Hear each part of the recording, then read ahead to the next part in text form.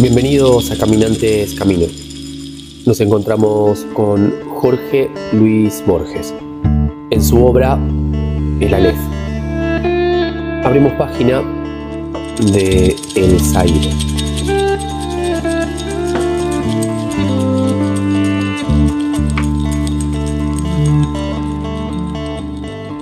En Buenos Aires, el zaire es una moneda común de 20 centavos. Marcas de navaja o de cortaplumas rayan las letras NT y el número 2. 1929 es la fecha grabada en el anverso. En Guzerat, a fines del siglo XVIII, un tigre fue zair. En Java, un ciego de la mezquita de Surakarta, a quien lapidaron los fieles. En Persia, un astrolabio que Nadir Shah hizo arrojar al fondo del mar. En Los prisioneros de Madí, hacia 1892, una pequeña brújula que Rudolf Karl von Slatin tocó. Envuelta en un jirón de turbante, en la aljama de Córdoba, según Sottenberg, una veta en el mármol de uno de los 1200 pilares. En la judería de Tetuán, el fondo de un pozo. Hoy es el 13 de noviembre, el día 7 de junio, a la madrugada. Llegó a mis manos el zair. No soy el que era entonces, pero aún me es dado recordar, y acaso referir lo ocurrido. Aún siquiera parcialmente, soy Borges.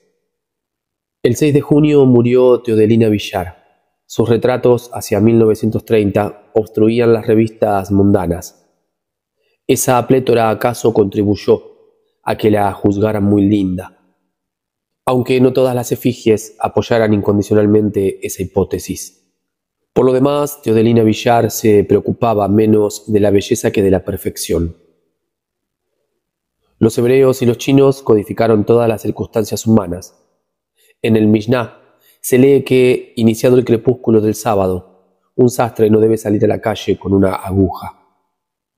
En el libro de los ritos, que un huésped, al recibir la primera copa, debe tomar un aire grave y al recibir la segunda, un aire respetuoso y feliz.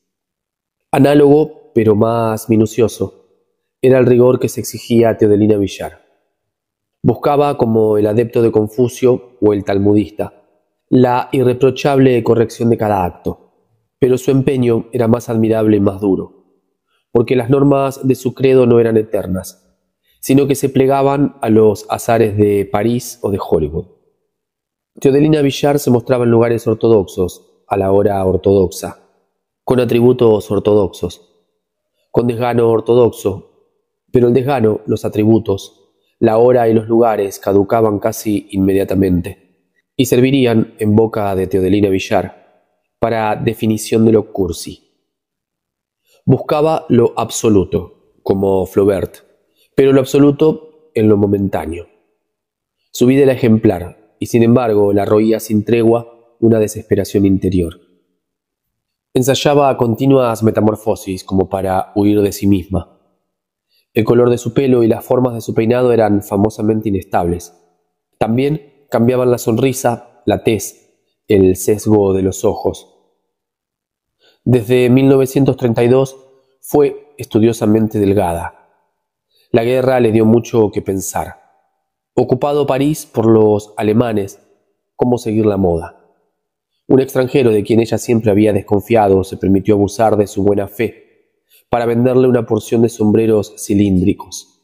Al año se propaló que esos adefesios nunca se habían llevado en París, y por consiguiente no eran sombreros, sino arbitrarios y desautorizados caprichos.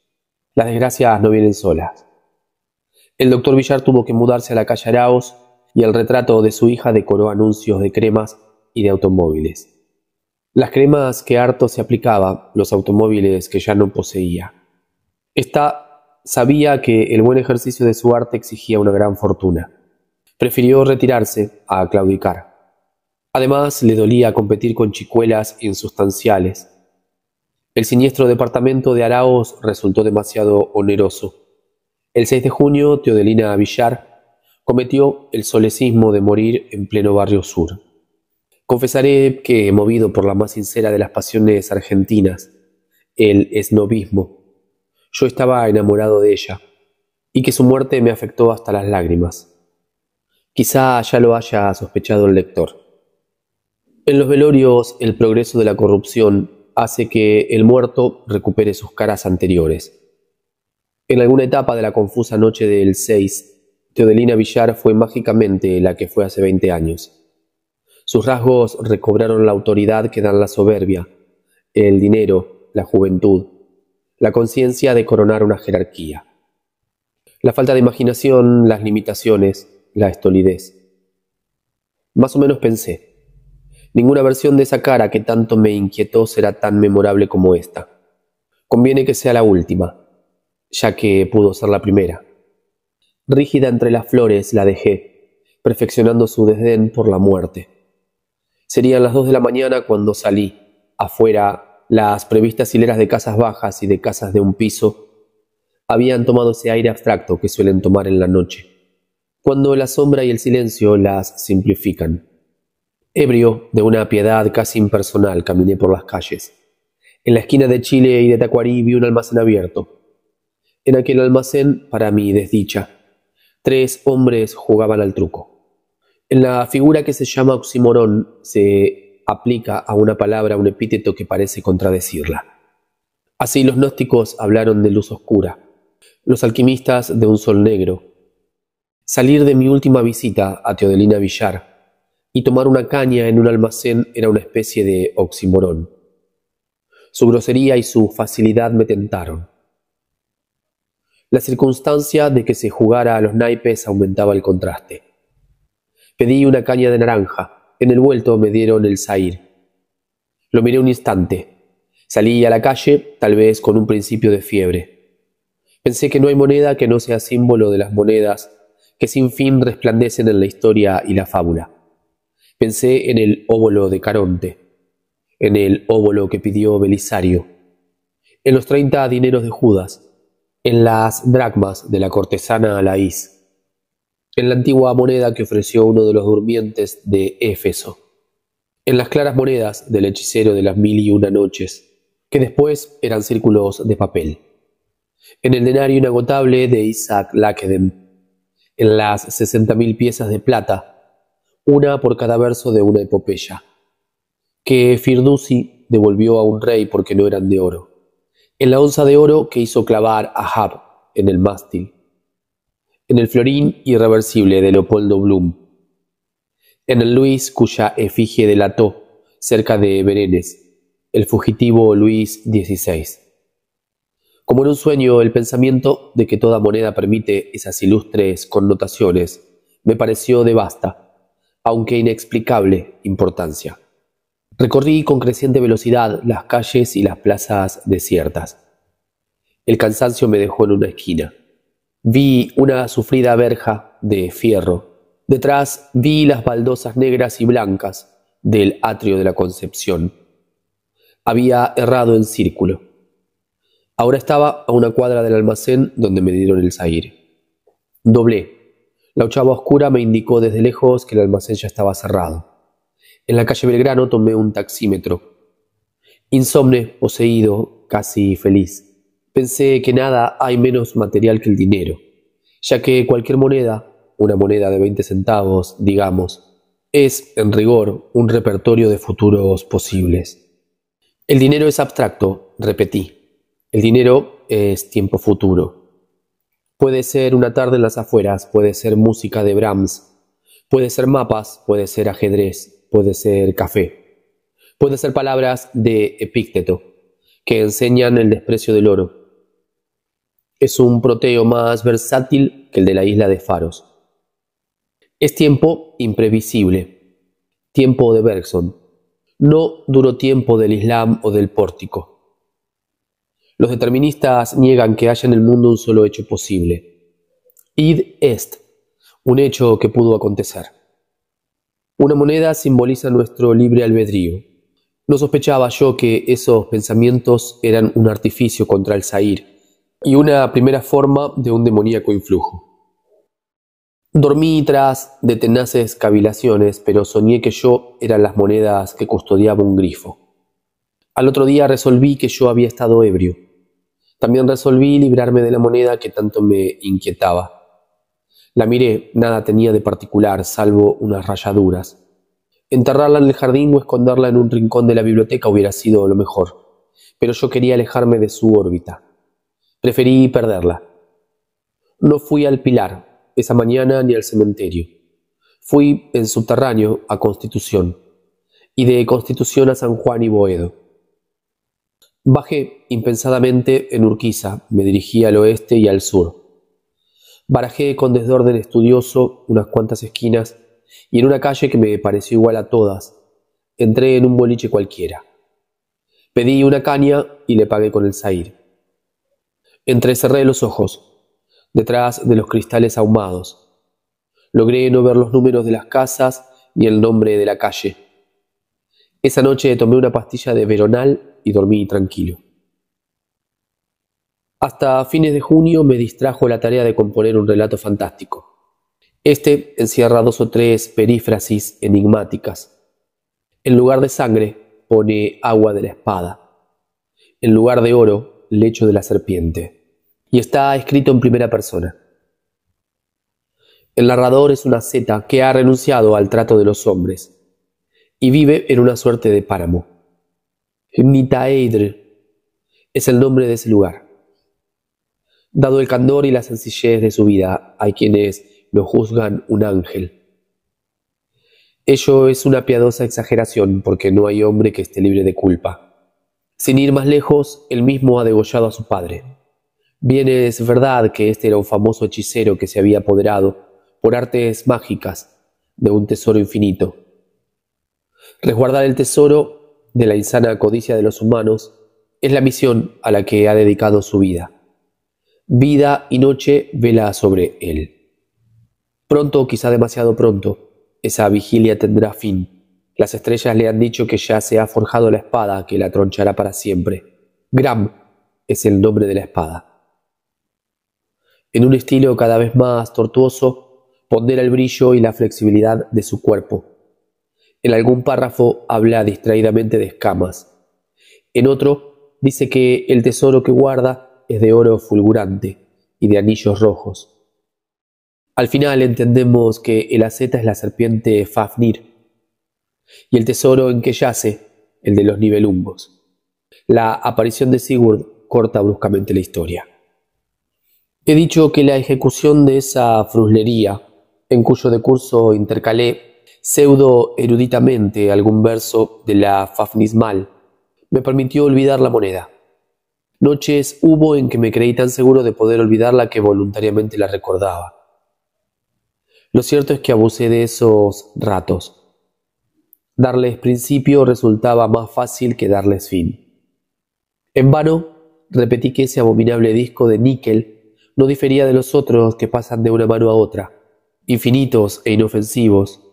Impulsado por esa reflexión, procuré pensar en otra moneda, pero no pude. También recuerdo algún experimento frustrado con 5 y 10 centavos chilenos y con un vintén oriental. El 16 de julio adquirí una libra esterlina. No la miré durante el día, pero esa noche y otras la puse bajo un vidrio de aumento y la estudié a la luz de una poderosa lámpara eléctrica. Después la dibujé con un lápiz a través de un papel. De nada me valieron el fulgor y el dragón y el San Jorge. No logré cambiar de idea fija. El mes de agosto opté por consultar a un psiquiatra. No le confié toda mi ridícula historia. Le dije que el insomnio me atormentaba y que la imagen de un objeto cualquiera solía perseguirme. La de una ficha o la de una moneda, digamos. Poco después exhumé en una librería de la calle Sarmiento un ejemplar de Urkenden zur Geschichte der Seirsage. Breslau, 1899, de Julius Barlach. En aquel libro estaba declarado mi mal. Según el prólogo, el autor se propuso reunir en un solo volumen, en manuable octavo mayor, todos los documentos que se refieren a la superstición del Zair. Incluso 4 piezas pertenecientes al archivo de Habich y el manuscrito original del informe de Philip Meadows Taylor. La creencia en el Zaire es islámica y data, al parecer, del siglo XVIII. Barlach impugna los pasajes que Sottenberg atribuye a Abúlfeda. Zair en árabe quiere decir notorio, visible. En tal sentido, es uno de los 99 nombres de Dios. La plebe en tierras musulmanas lo dice de los seres o cosas que tienen la terrible virtud de ser inolvidables y cuya imagen acaba por enloquecer a la gente. El primer testimonio incontrovertido es el del persa Lutf Ali Yasur. En las puntales páginas de la enciclopedia biográfica titulada Templo del Fuego, ese polígrafo y derviche ha narrado que en un colegio de Shiraz hubo un astrolabio de cobre, construido de tal suerte que quien lo miraba una vez no pensaba en otra cosa, y así el rey ordenó que lo arrojaran a lo más profundo del mar, para que los hombres no se olvidaran del universo. Más dilatado es el informe de Meadows Taylor, que sirvió al Nizam de Hyderabad y compuso la famosa novela Confessions of a Thug. Hacia 1832, Taylor oyó en los arrabales de Bug la desacostumbrada locución haber visto al tigre. Verily, he has looked on the tiger, para significar la locura o la santidad.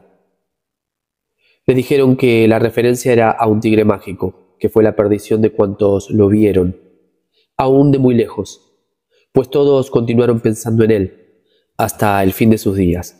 Alguien dijo que uno de esos desventurados había huido a Mysore, donde había pintado en un palacio la figura del tigre.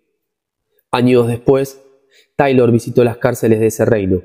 En la de Nitur, el gobierno le mostró una celda, en cuyo piso, en cuyos muros y en cuya bóveda un faquir musulmán había diseñado, en bárbaros colores que el tiempo, antes de borrar, afinaba, una especie de tigre infinito. Ese tigre estaba hecho de muchos tigres, de vertiginosa manera. Lo atravesaban tigres, estaba rayado de tigres, incluía mares o Himalayas y ejércitos que parecían otros tigres. El pintor había muerto hace muchos años, en esa misma celda. Venía de Sind o acaso de Gruserat, y su propósito inicial había sido trazar un mapa mundi. De ese propósito quedaban vestigios en la monstruosa imagen. Taylor narró la historia de Muhammad al-Yamení de Fort William. Este le dijo que no había criatura en el orbe que no propendiera a Zahir, pero que el todo misericordioso no dejaba que dos cosas lo sean a un tiempo, ya que una sola puede fascinar muchedumbres. Dijo que siempre hay un Zahir, y que en la edad de la ignorancia fue el ídolo que se llamó Yauk, y después un profeta del Jorazán, que usaba un velo recamado de piedras o una máscara de oro. También dijo que Dios es inescrutable. Muchas veces leí la monografía de Barlach. No desentraño cuáles fueron mis sentimientos. Recuerdo la desesperación cuando comprendí que ya nada me salvaría, el intrínseco alivio de saber que yo no era culpable de mi desdicha, la envidia que me dieron aquellos hombres, cuyo Zahir no fue una moneda, sino un trozo de mármol o un tigre. Qué empresa fácil no pensar en un tigre, reflexioné. También recuerdo la inquietud singular con que leí este párrafo.